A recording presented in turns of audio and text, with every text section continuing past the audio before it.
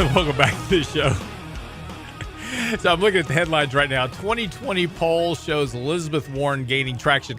It's interesting. We were talking about the adversity score before. We're talking about the fact that people are just going to put whatever they want on the application so they can get the extra 100 points in the SAT. Be just scamming the whole system. This is going to come. I mean, if anybody is going to be surprised, like, I can't believe people lied on their application. Oh, really? Let's call University of Texas. Exactly. But when somebody comes out, I'm waiting for somebody to go, I'm claiming the Elizabeth Warren Precedent. I'm 1/20/20th Indian. Oh, it'll happen. It's going to absolutely happen. Look, there's so many other ways to treat these types of problems, and that's unfortunate that we kind of overlook that just to make it easy, right? Yeah. Instead of actually, maybe figuring out the problem and addressing it. But, isn't this really kind of what we've seen occur over the last decade and really, I think you can trace this back to the roots of, kind of this wealth gap that we've created over the last decade. And it's been much more of an issue post the financial crisis than it was prior to the financial crisis. We didn't have these conversations. I've been doing a radio show now for 19 years. So, because we started in 2000. And so, in the first, 7, 8 years I was with Brent, we didn't have these conversations. This was during the .com crisis. We had a fallout in the markets. We didn't have these conversations. We didn't have these conversations after the .com crisis leading up to the financial crisis. We didn't have these conversations. We didn't have these articles coming out saying, hey, how can we make it easier for everybody? We didn't have this racial divide that we had in the country that we have today. That's all started post-financial crisis. I think you can trace the roots of that back to two things: monetary policy, and which ultimately led to the wealth gap that's been created in this country. And even the student loan debt was not a problem till after the financial crisis, when the government got involved in it and said, oh, can you breathe? Here's a loan. And that's when student tuitions went out of control, college tuitions went out of control, and the use of student loan debt just massively went out of control. Well, and not only that, but once you start making it a little bit more lenient, right, people with more education are going to know how to use these tools to their advantage, right? Whereas people who, free, quick money, it's like the payday loans. How bad are those? And people fall in those holes and they never get back out. But for a lot of people, that's their only option. Well, right? To try to make ends meet. No, and that's great. I mean, that there's these types of alternatives out there. The problem is that they're very predatory in nature. Sure they are. You're looking at now we're not even talking like 20% interest rates. We're talking double, triple that. And sometimes I think you've seen some. It's called the VIG. The VIG? Yeah. What is that? The VIG is the interest rate that loan sharks charge break your leg. Fantastic. I'm surprised you don't know that. No, I don't know. Really? You didn't know that? You didn't know that term? I thought you were talking about a movie term. I don't watch so much movies. You made it sound real trendy. The VIG. It's a VIG. But speaking of all this, though, recent poll out, 4 in 10 Americans embrace some form of socialism. 43% of Americans say socialism would be a good thing for the country. 51% believe socialism would be a bad thing for the country. And Americans are split on viewing the economy as a free market or as government controlled. This is according to Gallup. So this was a Gallup poll based on telephone interviews between April 17th and 30th of 2019. The random sample was 1,000 adults aged 18 or older, all living in the United States. Well, I think we can all agree with that. There is some type of government control when it comes to the economy. Look what we're talking about last segment, just with the Fed, right? I mean, they certainly have their hand in quite a bit, and obviously it looks like trying to get their hand in quite a bit more from industry-wise with regulations. Luckily, we've been deregulating quite a bit here as of recent, but how long will that stay? It'll stay until the next bump in the road. The next say, oh, this was a terrible problem. We've got to fix it. I know just what to do. Exactly. Well, no, it's very interesting, though, because when you take a look at this poll, right, you have this rising number of people really in the last decade now that are starting to look. We've got college kids that think socialism is a better form of government than capitalism. There has been this change within the economy, and a lot of it goes back to the root cause: student loan debt. I can't get out of debt. I can't get a job. I can't get a good paying job. I've got a college degree that doesn't really mean a whole lot for me anymore. And so they're going, there's got to be a better way. The government should be able to take care of me, right? So this is this whole idea of why socialism's rising. This is this is diametrically opposed to the poll we saw in the Roper poll we saw in 1942. Okay, right? In 1942, that survey found that only 40% were describing socialism as a bad thing. 25% was a good thing at that point in time. Now, remember, this is coming right out of World War II, or actually right in the middle of World War II. So, the patriotism, of course, in the U.S. was very high. And, of course, coming out of World War II, we had this massive expansion in the United States because of the fact that we were the only manufacturing center left in the world, because Europe had been pretty much completely decimated. We were rebuilding everybody.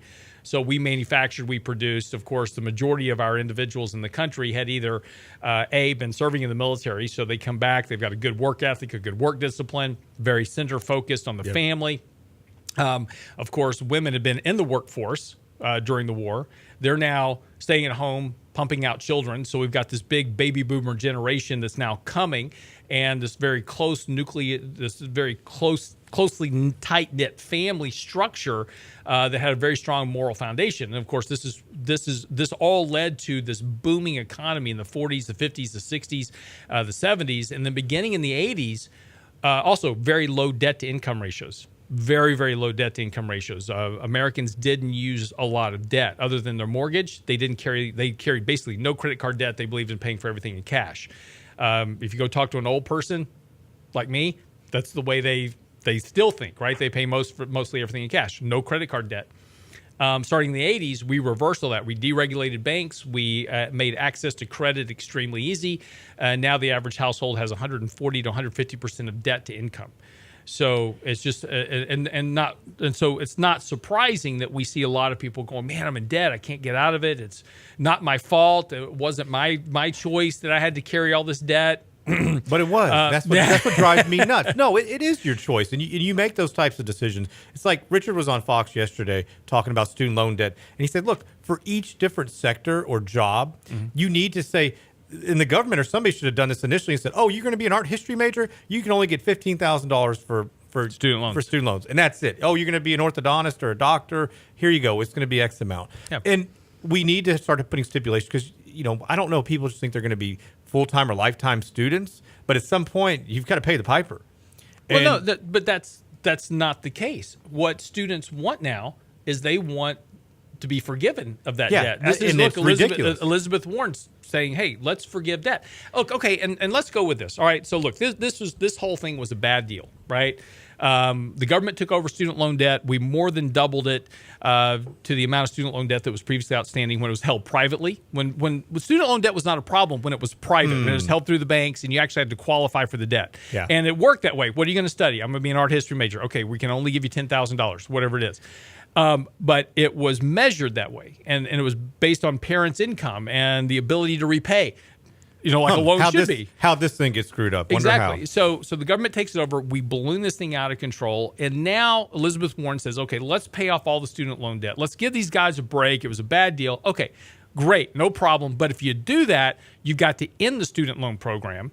Because what are you going to do for the next group of people? Now you just trained a whole generation. Oh, take on student loan debt. We're going to pay it off. The next one says, I'll take on student loan debt if you're going to pay it off. So you got to end the student loan program. You got to stop it. If you're going to pay it off, great. Taxpayers will take the burden, but you got to end student loan program right then when you do it, because otherwise you're going to this is going to be an ongoing issue. To now we're just doing free education. I'm going back to school. And the problem is once you make college education free, you have now made college degrees worthless. Yeah, you've diluted the value of it. Yeah. And so that's what's unfortunate. And I guess what drives me nuts is that we're teaching this continuous irresponsible behavior financially. And, we have such a lack of financial literacy already in the country. There's no real personal finance 101 in high school. Right. We need to have these things. There need to be somebody who can be an advocate for these kids and for people to start making better decisions growing up, because unfortunately, most parents just aren't doing it.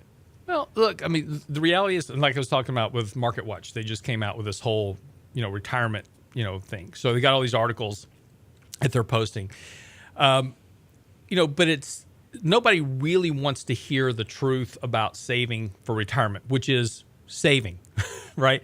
Nobody wants to be told. I mean, look, delaying gratification. Well, exactly. You take a look at 401k. Just save your maximum contribution to your 401k plan every year. Okay.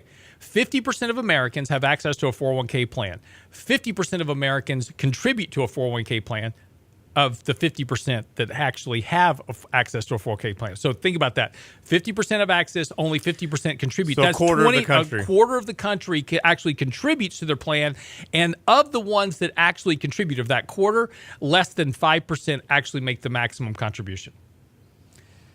Now, here's the other thing. So Fidelity just released a study the other day. Huge increase in the number of 401k millionaires. We have almost 186,000 people in the country with more than $1 million in their 401k plan. 186,000. It was scary. It was 22% increase from last year when we had the big decline because a bunch were in there and they fell out and they came back. 186,000 out of 330 million people. It's less than 1% of the population that have a 401k balance of more than $1 million. And this is why, but again, could you be there? Absolutely. But you got to start actually saving. And the problem is when you start telling people, we don't teach people how to save right. We tell people, oh, if you have 100,000, 200,000, you'll be fine. Social Security and a couple hundred grand in the bank, not only you'll be that, fine. but you're going to make 12% every year, and it's just going to go straight up. Exactly. And it doesn't happen. Yeah. And that's what's unfortunate. We have unrealistic expectations that we set. The media does a terrible job of this, and they give people these soapboxes, which I know we have one here, which is why I'm taking a stand here. I am. It's just it's irresponsible. He's actually standing on a soapbox, so he's tall enough for the camera. So I'm joking. I am. But no, and so this is something though that you can control and that we can help people control. And these are things that I feel like that it's not justified. The information is put out there, and that there's lots of good people who are very smart who do lots of good things, and they tell people you're going to get 12%. Please show me that. Show me how you do that year after year. And that's what's irresponsible, because then they think, well, I don't have to put so much aside. It's like we talk about, you're the best capital that you have. You're going to make more than the market's ever going to make. Yep, absolutely.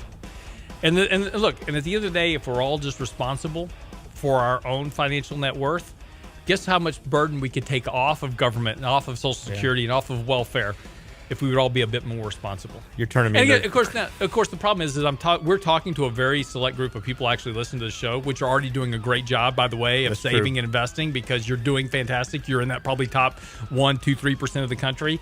So this really none of this conversation actually applies to you, but this is the problem with the rest of the country.